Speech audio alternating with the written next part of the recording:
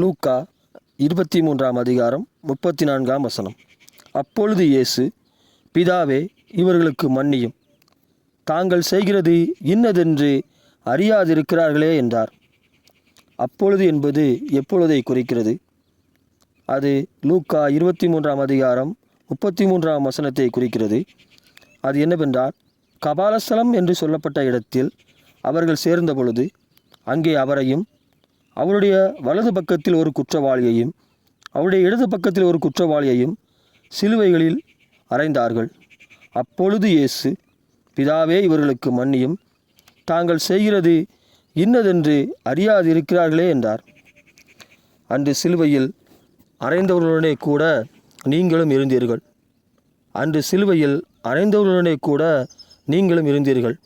உங்கள் பாவங்களாலும் உங்கள் கீழ்ப்படியாமைகளினாலும் அவர்களுடனே கூட நீங்களும் சேர்ந்து உங்கள் கர்த்தராகிய இயேசுவானவரை துடிக்க துடிக்க சிலுவையில் அறைந்தீர்கள்.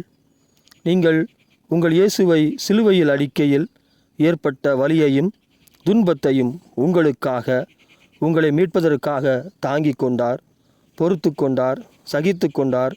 உங்களை மன்னிக்கும்படி தன் பிதாவிடம் வேண்டிக் கொண்டார்.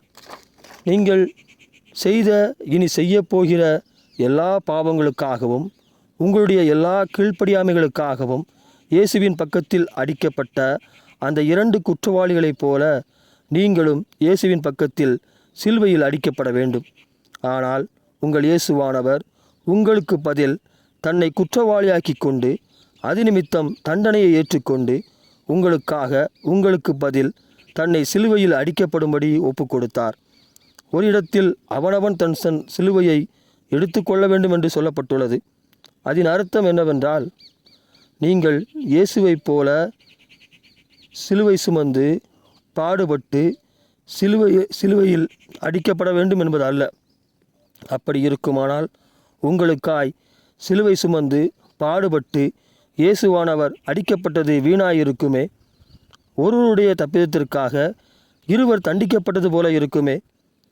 அப்படி இருக்குமானால் உங்களுடைய தப்பிதங்களுக்காக, பாவங்களுக்காக, கீழ்ப்படியாமைக்காக உங்களுக்கு பதில் உங்கள் இயேசுவானவர் உங்களுக்காய் சிலுவை சுமந்து பாடுபட்டு அடிக்கப்பட்டது வீணாயிருக்குமே.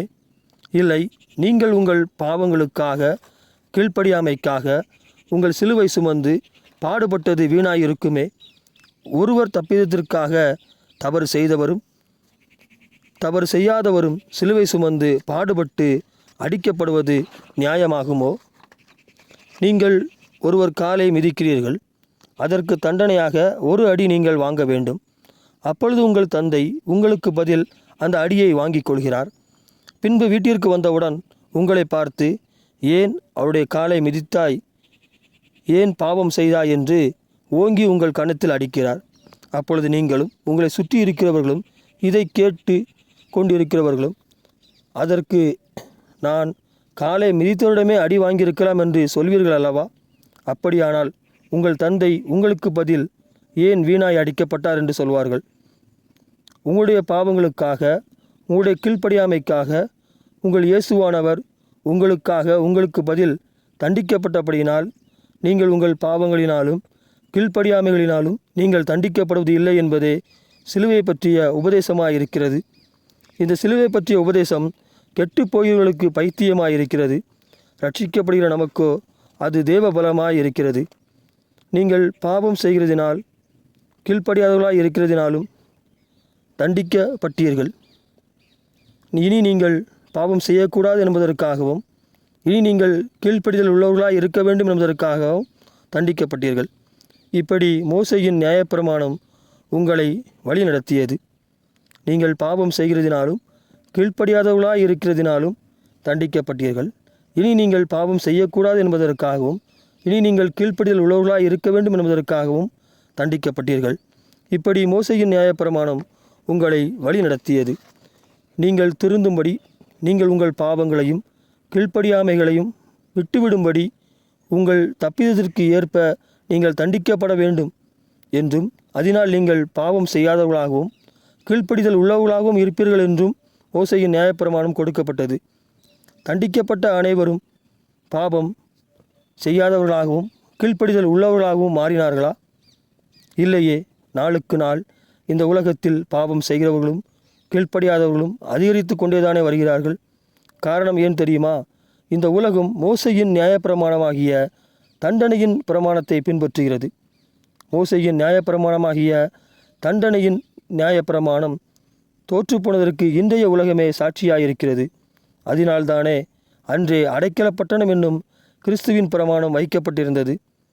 உங்களுடைய பாவங்களுக்கும் கீழ்ப்படியாமைகளுக்கும் ஏற்ப உங்களை தண்டித்து அந்த தண்டனையினால் நீங்கள் அந்த பாவங்களையும் கீழ்ப்படியாமைகளையும் விட்டுவிடுங்கள் என்று மோசேயினுடைய தண்டனையின் பிரமாணம் வந்தது. இதுபோல கிறிஸ்துவின் பிரமாணமும் வந்தது. கிறிஸ்துவின் பிரமாணம் என்னவென்றால், நீங்கள் செய்யப்போகிற எல்லா பாவங்களுக்கும் கீழ்ப்படியாமைகளுக்கும் கொடுக்கப்படும் தண்டனையை உங்களுக்கு பதில் உங்கள் கிறிஸ்துவானவர் ஏற்றுக்கொள்வார். நீங்கள் உங்களுடைய பாவங்களுக்கும் கீழ்ப்படியாமைகளுக்கும் நீங்கள் தண்டிக்கப்பட வேண்டியதில்லை. உங்களுக்கு பதில் உங்கள் இயேசுவானவர் அந்த தண்டனையை ஏற்றுக்கொள்வார். இதனால் நீங்கள் உங்கள் பாவங்களையும் கீழ்ப்படியாமைகளையும் விட்டுவிடுவீர்கள் என்கிறது கிறிஸ்துவின் பிரமாணம். கொலை செய்தவன் தண்டிக்கப்பட வேண்டும். ஆனால் நியமிக்கப்பட்ட அடைக்கல பட்டணத்திற்குள் ஓடி போகையில் அவன் தான் செய்த தப்பிதற்கு தண்டிக்கப்படாமல் தப்பிக்கொள்கிறான். இயேசு கிறிஸ்து உங்களுக்கு பதில் தண்டிக்கப்பட்டு விட்டபடியினால் நீங்கள் தண்டிக்கப்பட வேண்டிய அவசியமில்லை. நீங்கள் உங்கள் பாவங்களினாலும் கீழ்ப்படியாமைகளினாலும் சிலுவையில் அடித்த உங்களை உங்கள் இயேசுவானவர் மன்னித்தார். உங்களை மன்னித்தது மட்டுமல்லாமல் உங்களுக்கு பதில் தண்டனையை ஏற்றுக்கொண்டு தன்னை ஜீவ பலியாக ஒப்பு கொடுத்து உங்களை மரித்தோரிலிருந்து எழுப்பும்படி உங்கள் இயேசுவானவர் மரித்தோரிலிருந்து எழுந்தார்.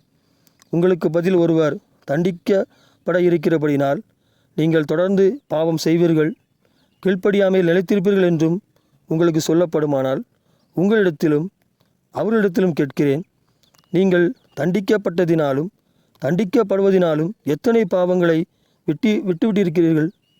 எத்தனை பாவங்களை திரும்ப திரும்ப செய்யாமல் இருக்கிறீர்கள்?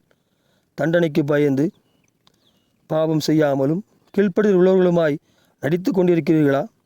இல்லை வேண்டா வெறுப்பாக உங்களை ஒடுக்கி கொண்டிருக்கிறீர்களா? தண்டனையினால் வருகிற கீழ்ப்படிதல் கட்டாயத்தினால் வருகிறது. ஒருவர் தனக்கு பதில் தண்டனை ஏற்றுக்கொண்டதினால் வருகிற கீழ்ப்படிதல் அன்பினால் வருகிறதும் கண்மலையின் மேல் அஸ்திபாரம் விட்டு கட்டப்பட்ட வீட்டைப் போலவும் இருக்கிறது. உங்கள் இயேசு கிறிஸ்து உங்களை சகித்து கொண்டது போலவும் உங்களை மன்னித்தது போலவும் உங்களுக்கு விரோதமாய் தவறு செய்பவர்களையும் மன்னியுங்கள். அவருடைய தப்பிதங்களை மறந்து விடுங்கள்.